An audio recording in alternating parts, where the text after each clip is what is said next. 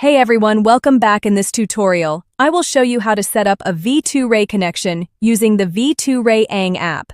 This process will help you browse with more privacy and security online. Step 1. Open the Google Play Store. Search for V2Rayang and install the app on your device. Step 2. Create a V2Ray account. Open your browser and search for UDP Custom. Go to the official website, tap the menu button and choose V2Ray Servers.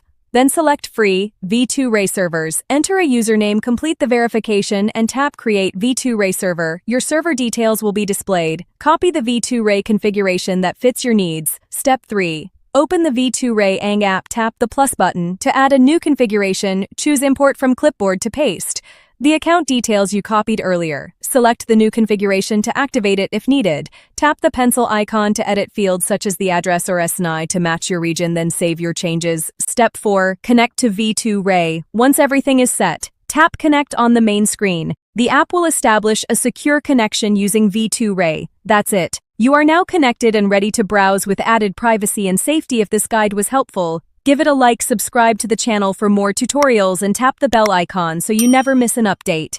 Thanks for watching.